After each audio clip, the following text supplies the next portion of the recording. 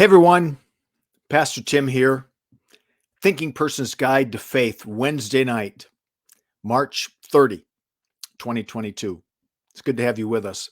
Last week when I signed off, I said I didn't think we'd be back this week because I didn't really have anything pressing to talk about. And then Sunday night, the slap heard all around the world. So we're going to talk about it a little bit today.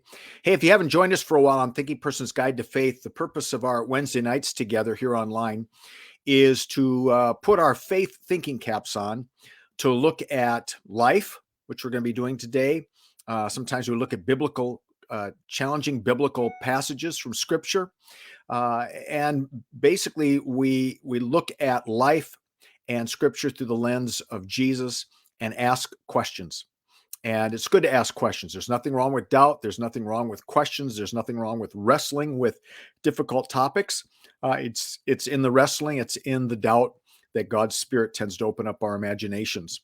So over the last several weeks, we have talked about the war on Christianity, and maybe it's not quite what we think it is. We talked about how to pray for a monster, i.e. Putin. How do you pray about that? Last week, we looked at the news. How do you watch the news as a Christian person and not go insane? And tonight, we're going to turn our attention to the events that happened on the Oscars. And if you have not been watching news, maybe you're on a news fast, let me get you up to speed with what happened Sunday night. And just to get us all on the same page, I haven't watched the Oscars for years. I'm not really all that interested, but I was a little interested this year in what the best picture was going to be. And so when the Oscars were done, I went online just to find out who the winners were. And I saw this thing that said, Will Smith slaps Chris Rock. And I thought, all right, I got to see this. It had to have been staged. Wasn't staged. And it's a moment that people have been talking about ever since, and for good reason. So if you didn't see it, what happened was Chris Rock came out and he made a joke about Jada Pinkett Smith's lack of hair. She had shaved her head. She's Will Smith's wife. She has a medical condition that causes a loss of hair, and so she made the very painful decision to shave her head. Chris Rock saw her sitting there in the front row, and he made a joke about her bald head. It was tasteless under the circumstances. It wasn't very funny. But as soon as he made the joke, Will Smith jumped up out of his seat, walked onto the stage, and Chris Rock put his hands behind him and wasn't quite sure what to expect. But what he thought might happen was nothing like what really happened, because Will Smith slapped him across the face in front of all those people in the center there in Hollywood, the Dolby Center. And it was seen by millions, probably billions of people all around the world, and has certainly been replayed over and over again. It was really a shocking moment. And, as we're a few days away from it, and the more I think about it and read about it, the more I think, wow, what happened? What caused Will Smith to lose his control like that in such a way that in front of the entire world, he walked up and smacked a man? Yeah, his wife had been insulted, but wow, what a moment. So what you have here is a room full of the most famous of famous people in the world, some of the wealthiest people in the world. It is national TV. It is international TV. And two men wearing tuxedos have a moment. One makes a tasteless joke. The other responds by walking up on stage, slapping him, and then returning to his seat, and then yells at Chris Rock using language that moms and dads would not like their kids to use. So, not surprisingly, been a lot of talk about this. People have been taking sides. There have been some who have praised Will Smith for standing up for his wife. And I've been reading a number of posts and articles by people, especially women who have the same medical condition that Will Smith's wife has. And they talk about the pain that they go through when they are harassed and embarrassed and made to feel shame because they're losing their hair or they have to shave their heads. And so they were very proud of Will Smith for standing up for his wife. There are others, and this seems to be more the majority, who found his reaction indefensible. That the slap, the assault, as many people are calling it, for words that were spoken, as insulting as they were was way beyond what was needed at that moment and inappropriate in that spot to begin with. Certainly, there have been people called out Chris Rock for his tasteless joke. And so people are taking sides. And I've read a number of articles now, people, psychologists trying to help us understand the nuances of that moment, why we side one way or the other. And it's a really, in many ways, just a tragic story. One person said, what you saw in that moment was pain. And I think what you saw in that moment certainly was pain in Will Smith's life. What it was about that moment that, to use the word many people are using, triggered him so that he would do that kind of thing on that national stage, international stage, and ruin really the biggest night of his life when he won the Oscar. Shame probably for Chris Rock, who realized that, wow, he'd overstepped the boundaries. And so there's pain on both sides, and certainly a lot of pain for Jada, who had to take that cruel joke in front of millions and billions of people. Both men have apologized to each other, and I'm sure that may be the beginning. At least I hope that's the beginning of, maybe some reconciliation. But it's a big story. And I think we're just all shocked by what we saw. Two men that are really highly respected, and something that really is just hard to get your brain around. So as I've been thinking about it and watching that clip over again and reading different articles, I couldn't help but think about Jesus and his teachings on turning the other cheek. And there have been some people who've actually referenced that phrase, turning the other cheek, but when they do so, they do it out of context and they misinterpret what Jesus is saying.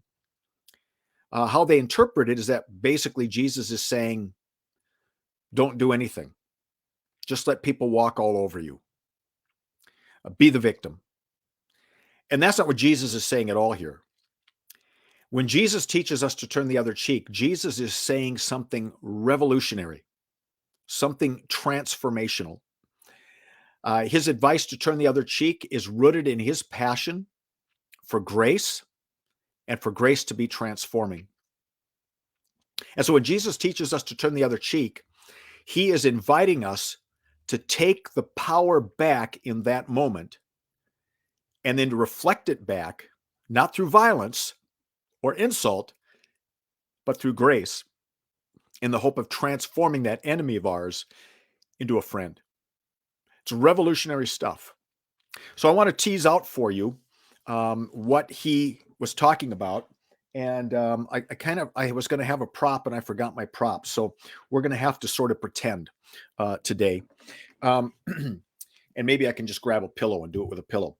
So when Jesus talks about turning the other cheek, it comes to us from Matthew chapter 5. And this is called the Sermon on the Mount, 3 chapters, 5, 6, and 7, where Jesus is outlining for us what it looks like to follow him, what the kingdom of God looks like, what grace looks like in the world in reality.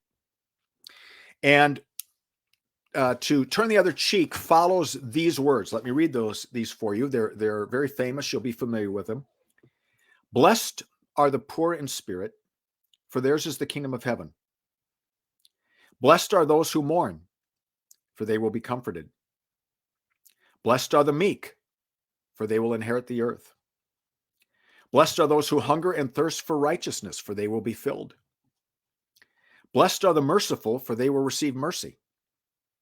Blessed are the pure in heart, for they will see God. Blessed are the peacemakers, for they will be called children of God. Blessed are those who are persecuted for righteousness' sake, for theirs is the kingdom of heaven. Blessed are you when people revile you and persecute you and utter all kinds of evil against you falsely on my account. Rejoice and be glad, for your reward is great in heaven, for in the same way they persecuted the prophets who were before you. So again, what Jesus is doing here in Matthew 5, 6, and 7 is he's painting a picture of grace and what it looks like for us as followers of Jesus to live in a world of ungrace and to live in a world of ungrace with grace.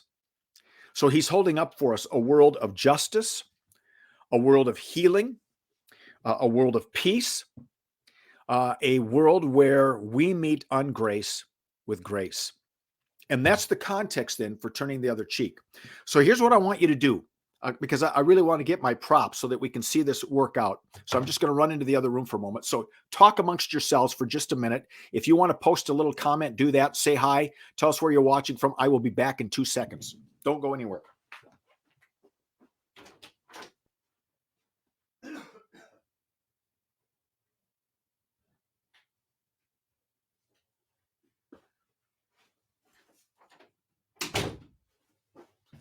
All right, I'm back.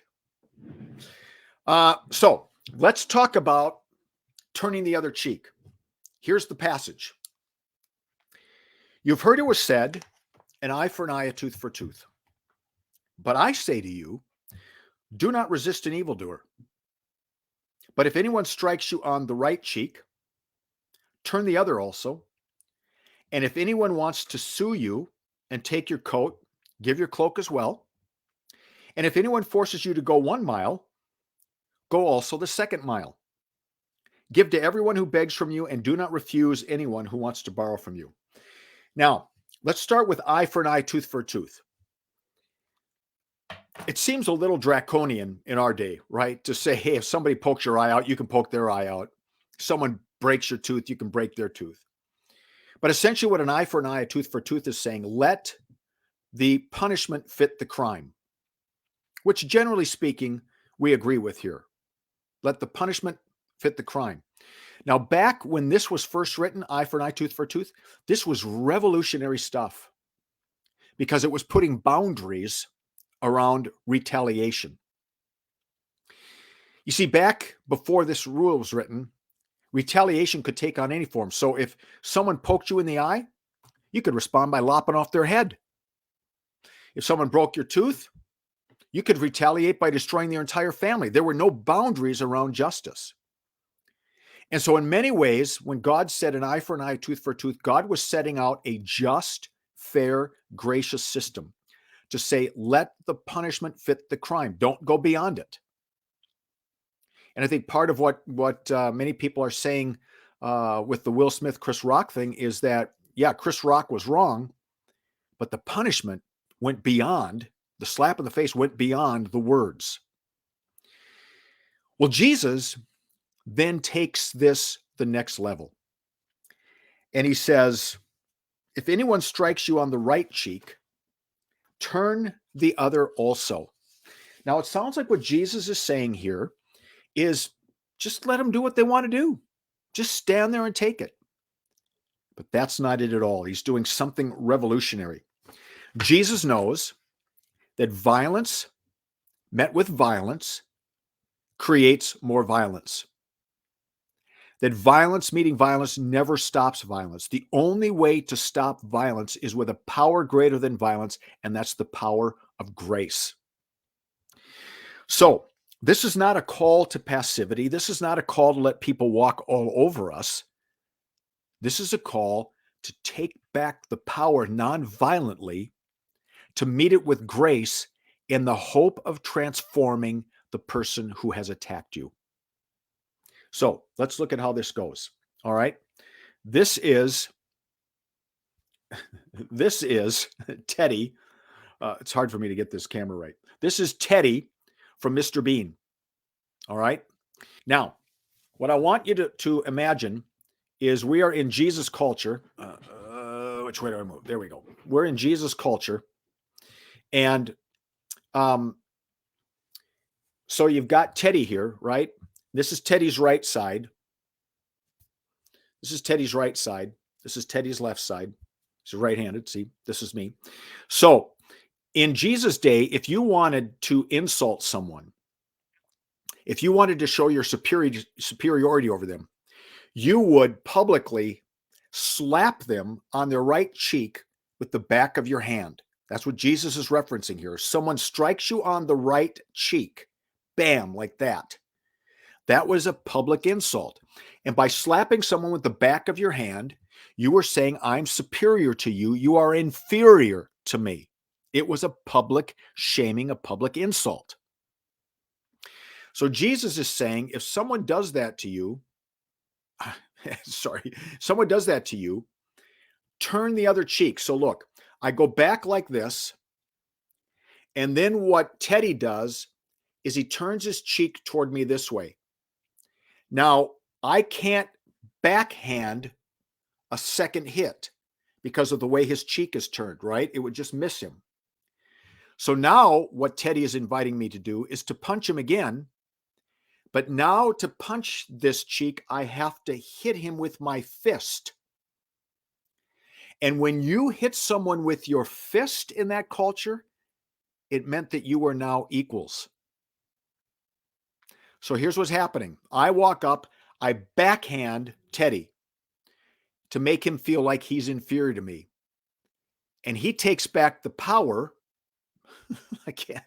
He takes back the power. He turns his cheek and says, all right, hit me again. But now I have to hit him with my fist and show that we are equals. And what's happening there is he's taking the power back. He is now asserting control in the situation. I'm no longer in control. He is. He's saying, I am your equal. And now in front of all these people, hit me again. That hopefully brings shame onto me. It embarrasses me. I'm put in a position I don't want to be put in. And the hope is that that shame will be an act of grace for me, that it will move me not to behave that way anymore. So I may back slap his face and insult him, but Teddy takes control by saying, all right, hit me again. In front of all these people, hit me again, but now you have to hit me as an equal. Teddy now has control. And the hope is that I'm going to walk away embarrassed and ashamed, and I'm not going to do that again. And maybe I'll have a change of heart and realize that's not the way I want to act. Let me give you a story. This is from the 1960s. It comes to us from the book, What's So Amazing About Grace, written by Philip Yancey. It's a story of a black mom who is out for a walk with her kids, and a white man walks up to her and spits on her. All right, that's like a backhanded slap. He's showing superiority over her. He's shaming her publicly. And she says, without missing a beat, thank you very much. Now, would you please spit on my children? And that man, in that moment, lost his power. She took it back. And rather than retaliating, rather than meeting his violence with violence, she met his violence with an act of grace. And he walked away ashamed and embarrassed. And the hope is that he would never do that again. He would never put himself in that position. And maybe, just maybe, he might see her humanity and the humanity of her children. That's what Jesus is saying when he says, turn the other cheek. He's not saying just stand there and take it. Let the abuser continue to abuse. He's not saying respond with violence. He's saying respond with grace. Take control of the situation and turn the evil back onto the person and turn the shame back onto them. Jesus was nailed to a cross by the Romans. It was an act of power. They thought they had control. They were shaming Jesus. Cursed is the man who hangs on a cross. And then Jesus turned the tables on him. He could have called down the powers of heaven. He could have responded with anger and fried everybody there. But instead, he took control. He took the power and said, Father, forgive them because they don't know what they're doing. And it was then that the cruelty of Rome was fully exposed in the face of forgiveness. It was then that people saw real power. In fact, a Roman soldier standing there saw him and said, this man is the Son of God, not Caesar. This is the Son of God. And interestingly, The Romans who crucified Jesus, who were forgiven by Jesus, 300 years later, Christianity became the official religion of the Roman Empire. That's the power of responding to violence with grace. Jesus gives another example. Imagine you're in court. Now, back in those days, if you're poor and you need money to get you through, you would give your cloak, your coat, the thing that keeps you warm, you would give it to the person lending you money. And if you couldn't pay back the loan, then that rich person would take you to court and sue you to keep the cloak. So what you have is a wealthy person who doesn't need your cloak, but is taking you to court anyway because he has the power to do so, and he wants to shame you in front of your neighbors by taking away this valuable piece of clothing that keeps you warm, probably the most expensive thing you have in your life. He wants to take it away from you just to prove a point. And so Jesus says, take back the power. And here's where it's interesting. He says, if he wants your coat, then take all of your clothes off and stand there naked in front of him and give him your clothes. Now, you're going to be a little embarrassed because you're standing there naked, but in that moment, you're bringing shame onto this wealthy man. He's standing there now holding all of your clothes. You're standing there naked before him, the court, and your neighbors, because this rich man who doesn't need your clothes is so petty and so arrogant that he's taking everything from you. And now he's the one being shamed publicly. And you can imagine him throwing the clothes at you and walking away. Hopefully, never to do that again, because he never wants to be shamed like that again, humiliated like that again, especially by someone he thinks is weak and inferior. And maybe, just maybe, it will transform him into a man of compassion. One other example. In that day, Roman soldiers could force the Jewish people to carry their kit, their military kit, for a mile. But they couldn't force them to carry it more than a mile. That was Rome's act of compassion. Can force them to take it a mile, but they can't take it more than a mile. And if a Roman soldier was ever caught forcing someone to take their kit more than a mile, they would be punished. So Jesus says, if you're forced to carry someone's kit for a mile, carry it too. Why? Because for the first mile, the Roman soldier has the power. For the second mile, you've got the power. Because now this Roman soldier is begging you to give back the kit, because he's going to be in big trouble if he's caught letting you carry his kit for more than a mile. You now have the power. You haven't done anything mean-spirited. You haven't done anything violent. You haven't robbed that man of anything. What you're doing is you are turning the tables so that that man feels some of the humiliation you have felt for a gracious reason, so that he might never do that again, ever treat people with that kind of humiliation, and in the hope that he sees what his arrogance looks like from a different perspective, and he has a change of heart because he has met his arrogance and has been met with grace. So that's what Jesus is talking about, to turn the tables, to respond in gracious, nonviolent ways that help the person who feels superior to now feel what it's like to be the inferior, the one without the power, and then to hopefully shame them into grace and into new behavior. That it's a tool that God can use to change their hearts. Now, the Apostle Paul picks up on that theme in Romans chapter 12. Paul says this, and I'm not reading the whole passage, I'm just reading excerpts. Romans 12, he says, let love be genuine, hate what is evil, hold fast to what is good. Love one another with mutual affection, outdo one another in showing honor. Bless those who persecute you, bless and do not curse them. Do not repay anyone evil for evil, but take thought for what is noble in the sight of all. If it is possible, so far as it depends on you, live peaceably with all. No, if your enemies are hungry, feed them. All right? Your enemies are hungry, you respond with grace. Feed them. Uh-oh, my light just turned off. Must have overheated. Let me see if I can fix that. Nope, it's overheated. All right. Oh, well, I'm still here. If your enemies are hungry, feed them. If they are thirsty, give them something to drink.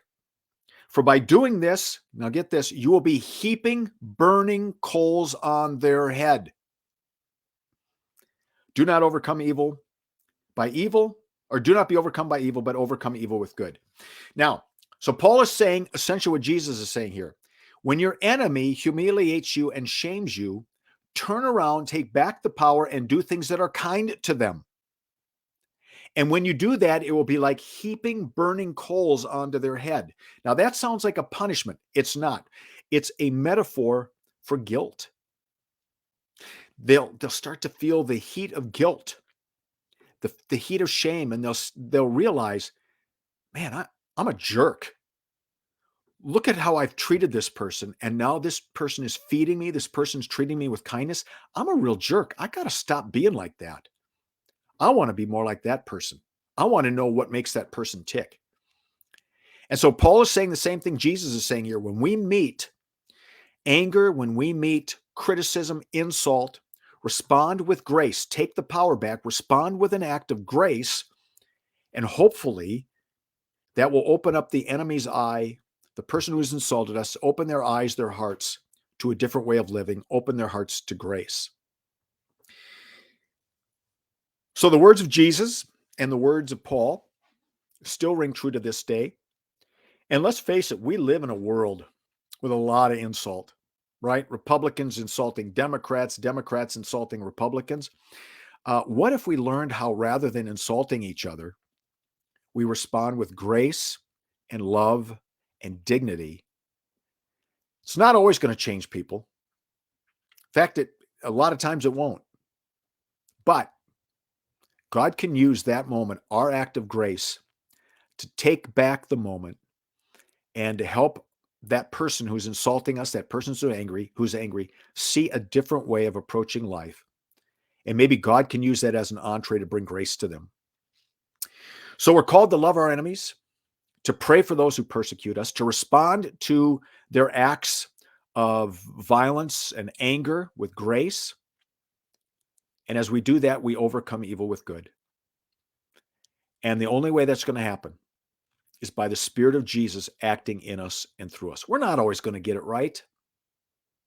But if we can get our mindset into that place of turning the other cheek, of feeding our enemies, of loving our enemies, of forgiving them the way that Jesus does, treating them with respect when they treat us with disrespect, can go a long way to changing their heart, their view, their look at life, and possibly lead them to God's grace. All right, that's a few thoughts on turning the other cheek. Again, I'll say what I said last week. Don't know if we'll have something to talk about next week or not, although the news surely hasn't been disappointing us as of late, has it? So I may or may not be back with you next week. If you have missed some of our Thinking Person's Guide to Faith, you can see underneath here, it says boldrecklessgrace.org/thinking. And all of these are placed on there, and then they link you to our YouTube channel. So boldrecklessgrace.org/thinking, and you'll be able to catch up with the last 4 weeks or so, and maybe more than that, of what we've been talking about. Hey, if you found this helpful, pass it along to your friends, share it on your Facebook page. This weekend, we've got another great weekend of worship where Jesus is going to give us a gift that will help us restore our hearts, our minds, our souls, and our strength. Hope you'll join us either online Saturday at 5 o'clock. We go live, Facebook and YouTube, and then it's available for you on demand. Or you can join us Sunday at 9 or 10:30. And then we're just a couple of weeks away from Easter, and you can go to boldrecklessgrace.org/Easter for all the information. Your Go Bold, Live Grace, or your Go Bold, Live Grace assignment is to pray about inviting somebody to church with you, either online or in-house when we celebrate Easter. And encourage you to start doing that, and then look for the opportunity to share that with them. Terry, thanks for your comment. Appreciate that. Appreciate all of you watching. Have a great night, and may the Lord bless you and keep you. Sleep well.